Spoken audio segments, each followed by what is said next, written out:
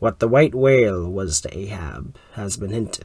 What at times he was to me as yet remains unsaid.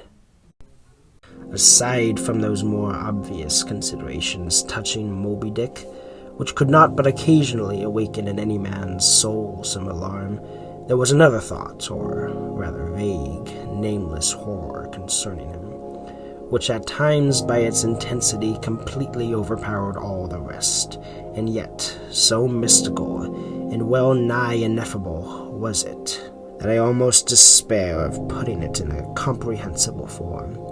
It was the whiteness of the whale that above all things appalled me.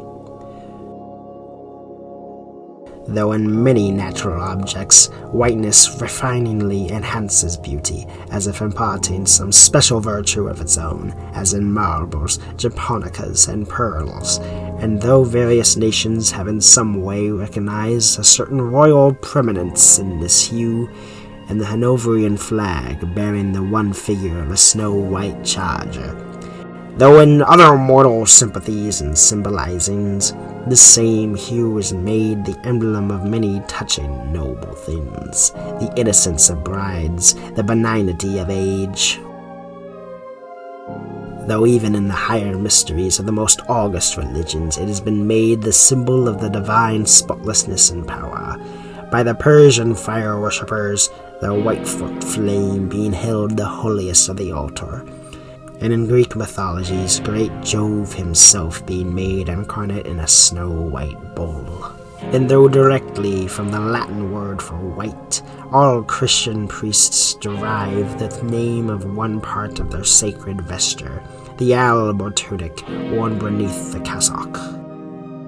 Yet for all these accumulated associations with whatever is sweet and honorable and sublime, there yet lurks an elusive something in the innermost idea of this hue, which strikes more panic to the soul than that redness which affrights in blood. This elusive quality it is which causes the thought of whiteness, when divorced from more kindly associations and coupled with any object terrible in itself, to heighten that terror to the furthest bounds. Witness the white bear of the poles and the white shark of the tropics. What but their smooth, flaky whiteness makes them the transcendent horrors they are? The ghastly whiteness it is which imparts such an abhorrent mildness, even more lonesome than terrific, to the dumb gloating of their aspect. Bethink thee of the albatross, whence come those clouds of spiritual wonderment and pale dread, in which that white phantom sails in all imaginations. Not Coleridge first drew that spell, but God's great, unflattering laureate, Nature. Nor in some things does the common hereditary experience of all mankind fail to bear witness to the supernaturalism of this hue.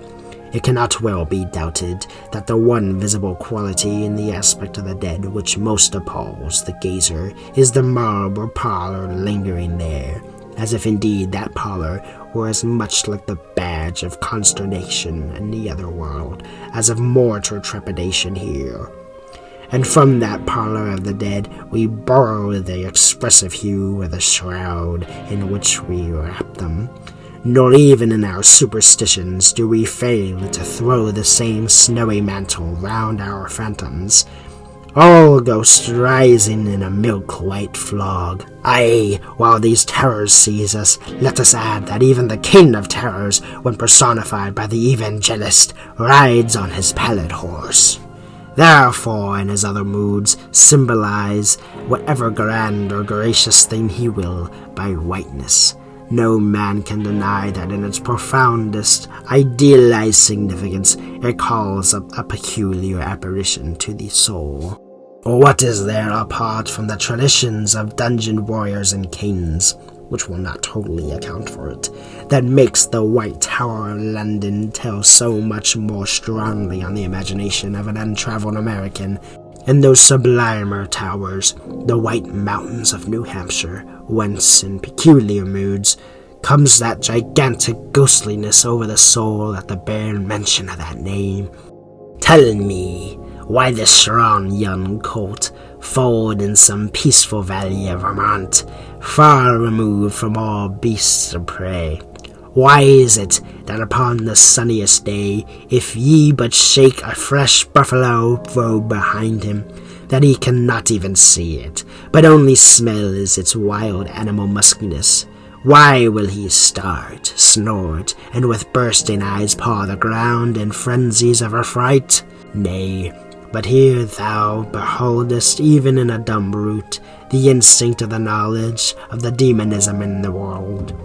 Though thousands of miles from Oregon, still when he smells that savage musk, the rending, goring bison herds are as pleasant as to the deserted wild fowl of the prairies, which this instant they may be trampling into dust. Thus, then, the muffled rollings of a milky sea, the bleak rustlings of the festooned frosts of mountains, the desolate shiftings of the windrowed snows of prairies, all these to Ishmael are as the backing of that buffalo robe to the frightened colt.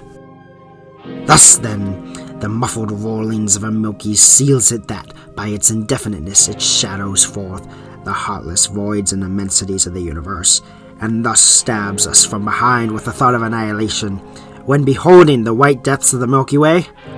Or is it that as an essence whiteness is not so much a color as the visible absence of color, and at the same time the concrete of all colors? Is it for these reasons that there is such a dumb blankness, full of meaning, in a wide landscape of snows, a colorless all-color of atheism from which we shrink?